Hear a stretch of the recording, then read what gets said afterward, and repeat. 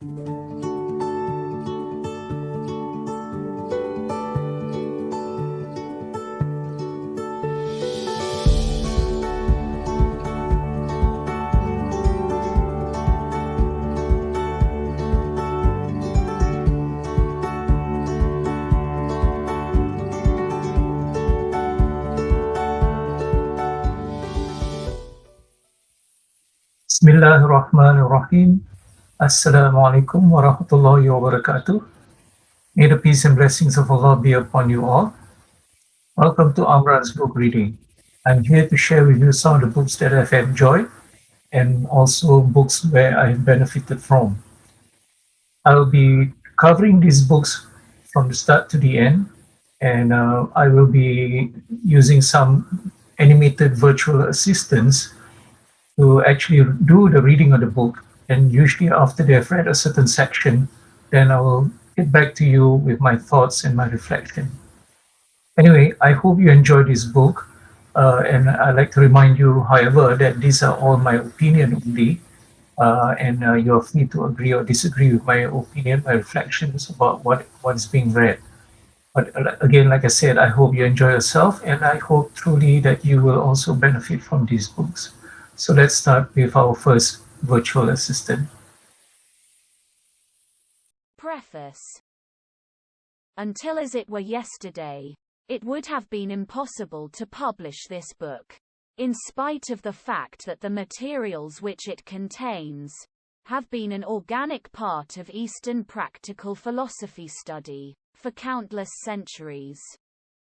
The reason is that the highly articulate of both the East and West have generally been in the grip of the belief that only a certain kind of organized thought can be used for learning.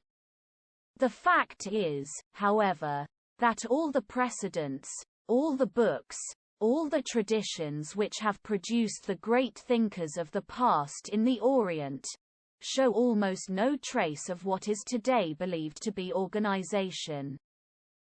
If you were to ask a traditional Eastern sage for his system, he would look at you as a modern physician would, if you ask for his panacea for all ills. He might invite you to apply to a cellar of nostrums on a fairground. He would certainly diagnose you as a primitive who had still to learn the first lesson about knowledge. I'll start my reflection by making the observation that the French philosopher Jacques Ellul wrote in 1964 in his book, The Technological Society. In that book, Ellul actually classifies organization as part of technology or technique, calls it. And along with that organization, according to Ellul, comes something else, and that is standardization.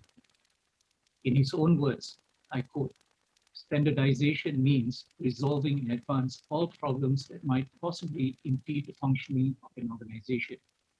It is not a matter of leaving it to inspiration, ingenuity, nor even intelligence to find a solution at the moment some difficulty arises. It is rather in some way to anticipate both the difficulty and its resolution. From then on, standardization creates impersonality in the sense that organization relies more on methods and instructions than on individuals." Unquote. So this book, Thinkers of the East, Idries Shah tries to actually compare the modern way of organizing teaching and learning. And he basically argues that in the modern way of teaching and learning, there is a superficialist obsessional arranging of things according to what I guess you would describe as organization, and with that comes a standardization of methods and approaches.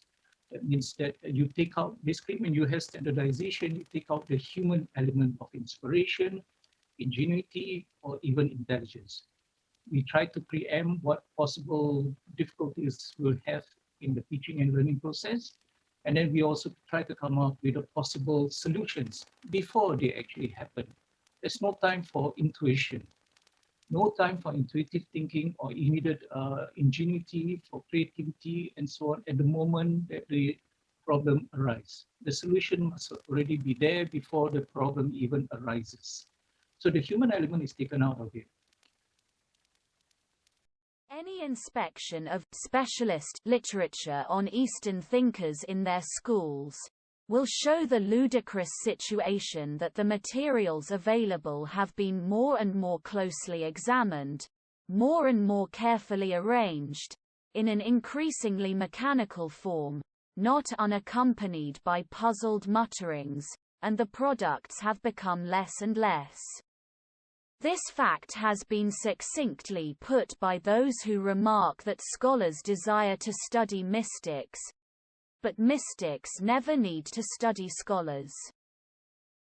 Fortunately, in places and in circles, which have escaped the modishness of a demand for oversimplification or rigid system, where it has been realized that essential need is to seek, preserve and transmit knowledge, the manner of prescribing studies for individuals and groupings in accordance with teaching requirements alone has been continuously maintained. With the current dying out of the least useful type of arid-minded pedants, who have succeeded only in giving scholasticism its undeservedly bad odor, the pendulum is swinging back. This book contains, arranged in a manner commanded by the tradition, and not by the superficially obsessional arranging, the materials belonging to the Sufi teaching, selected in accordance with the needs of the time. It might be termed applied specific experientialism. The very widespread welcome of earlier volumes of similar material, from both academic and other circles, indicates that there is a taste for it, and perhaps a use. Idries Shah. So what happens in modern teaching and learning today is that there is a slavish following of procedures which has been set down beforehand. And these procedures may include things like there is a clear outline for the students to know what's in it for them. And also teacher is expected to tell them what it is. And also not only that, also what they will go through, the stages of the learning processes, even the assessment. Sometimes even the assessment is supposed to come with the answers. So that's how modern learning and teaching has become, has progressed so far. Progress, of course, in inverted commas. So this is ridiculous. When in the East, it has never been like that. And that is why if Idries Shah wrote in his preface that if you were to ask a traditional Oriental teacher, all right, for his system of teaching and learning, all right, he will look at you like a nutcase, right? So yeah, so traditional thinkers do not have that kind of a slavish imitation of a particular system of teaching and learning. It is very much an intuitive thing. It is very much something which involves the human element. So for this reason, many of these traditional thinkers, their methods and their ways are actually not understood by modern students and modern teachers. So what this book is about is actually to show through many teaching stories and compilations and other compilations from traditional teaching sources. All right, and then through this, we hope that the modern student who is used to what he has been exposed to for much of his life up to this point, will actually think about how he has been learning, right, and whether actually what the way that he has got, but whatever methods or whatever rigid system that he has gone through is actually the best method for him.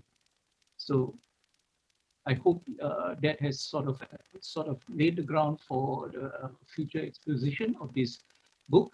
All right, so this is a preface. So we'll go on next to the first chapter of the book. We look forward to you joining us there.